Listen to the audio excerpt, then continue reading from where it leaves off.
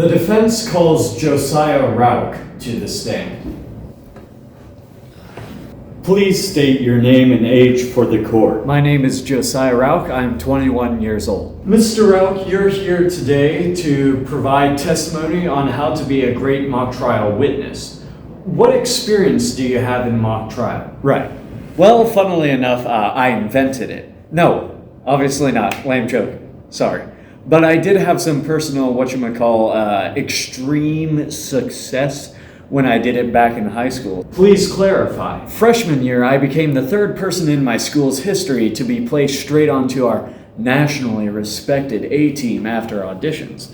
And I was terrible.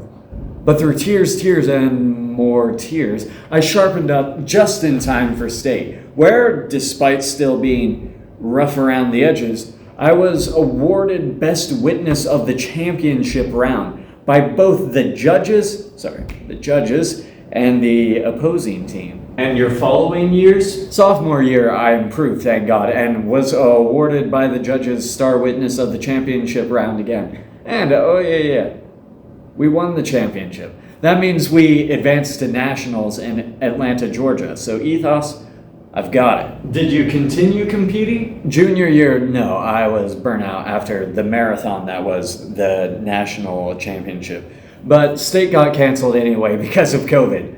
Senior year, I came back. The state competition was virtual. And though we made it to the championship round, they changed how they awarded Star Witness. I don't exactly know which rounds I won it for. Given your mock trial record, do you have guiding principles for crafting an intentional and great witness performance? I do. Please state those principles for the court. A great witness performance straddles two foundational pillars.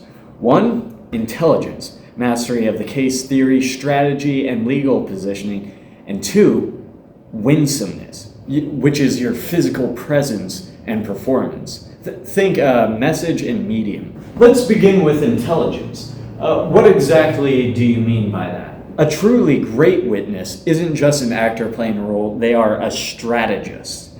This means knowing the affidavits and pieces of evidence inside and out, the case theory, both your own and your opponent's, the rules of evidence, at least well enough to avoid, walking willy-nilly into objections.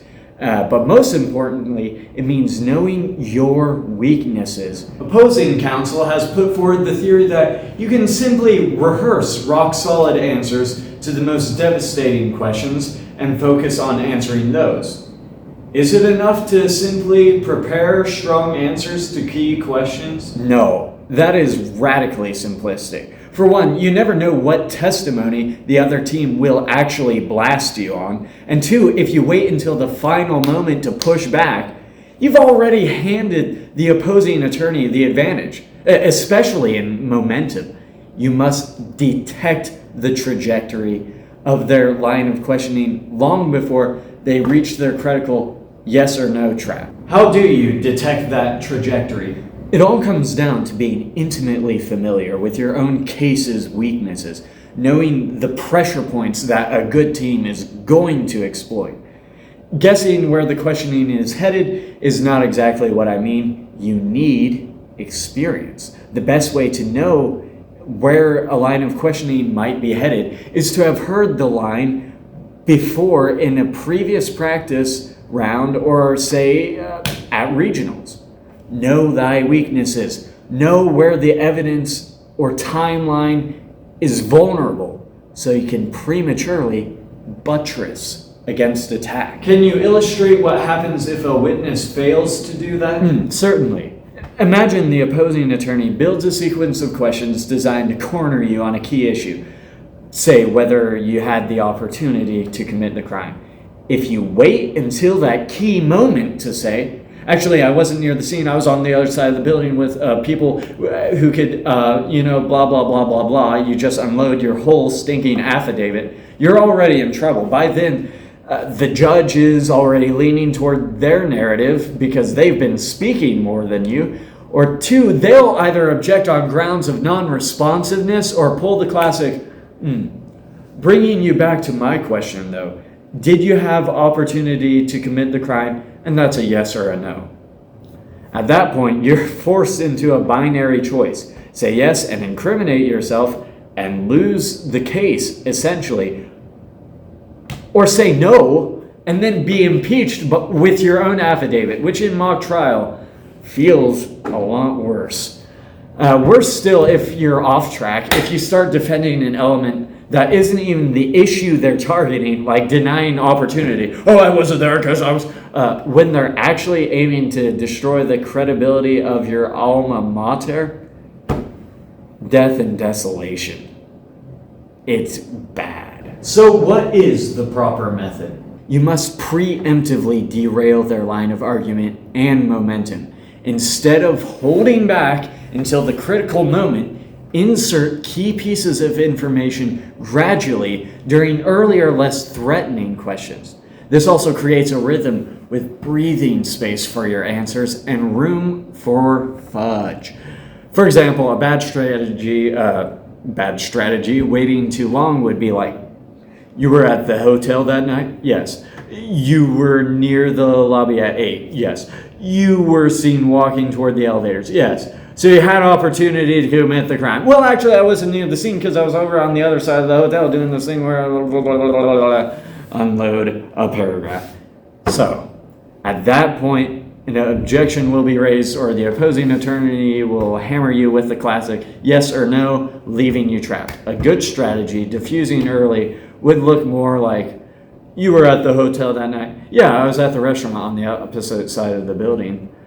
You were near the lobby at 8? Well, right, I briefly passed through heading toward the exit. You were seen walking toward the elevators, past them actually, to meet my ride outside, yes. So you had opportunity to commit the crime? Not really, since I was nowhere near the scene where it happened. By the time they get to the crucial question, the trap is already disarmed. You've not only avoided the yes or no bind and the attorney's bullying, but also redirected their attack by embedding your key points along the way. You snapped off the stinger before it even touched you. So a witness must understand case strategy. Would you say in your experience that trials are purely intellectual exercises? No, judge is not a computer tallying up logic points. You are not scored for objectively putting a ball through a hoop. The team that focuses on brutally crushing the skulls of their opponents will score less high than a team that barely trips their opponent but is an absolute Winnie the Lovable Pooh through the process.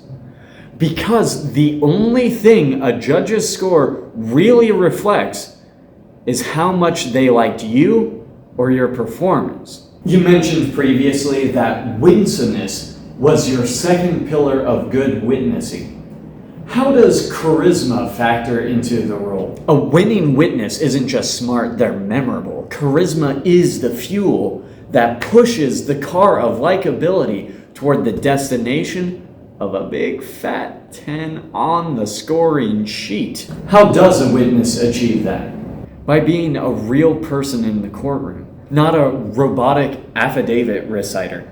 The key tools here are 1. Smile, 2. Answer with presence, and 3. Vary your performance. Laddie?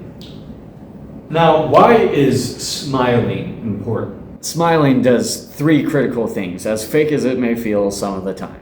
1. It diffuses tension. The cross-examining attorney is standing, you're sitting. They have a physical advantage of large presence. If they get aggressive and you look nervous, they dominate the exchange.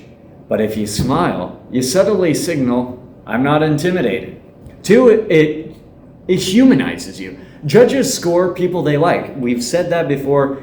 It is the big dirty secret of mock trial. If you seem relaxed and confident, you win the whole court over. And that is money in the bag. 3, it resets your mindset. Before direct, before cross, even before maybe a difficult question, just smile. Trials are dreadfully heavy procedures, and smiling refreshes your levity. What do you mean by answering with presence? Well, presence is how you command the room. A great witness doesn't just answer questions, they shape the entirety of the moment. For instance, instead of stiffly rejecting a tough question, add a touch of amiable dithering, just a small pause or casual remark to make your responses natural and engaging. And of course, it also gives you that strategic breathing room in the rhythm.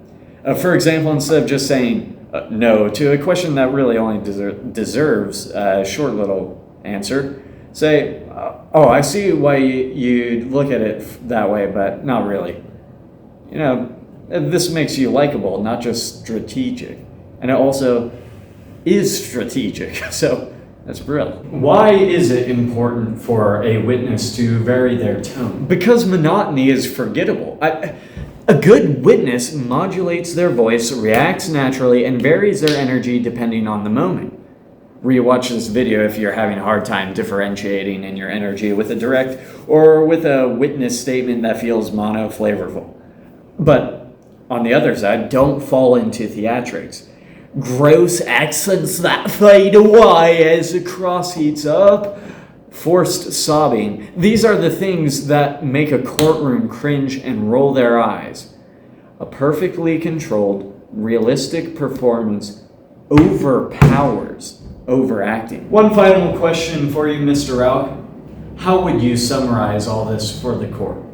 The medium is the message. A perfect case theory means nothing if you deliver it poorly. If the judge doesn't enjoy listening to you, watching you, they won't remember you. And if they don't remember you, you won't score high. So the best witnesses aren't just accurate, they're riveting. Similarly, message is the medium. A golden retriever on the stand will score pity points, but still lose the case. Know the case well enough to bite your opponents, rather than bark a bunch of inadmissible trash. And generally, whichever of these principles you think I'm overblowing is the section you should have your whole team watch over again.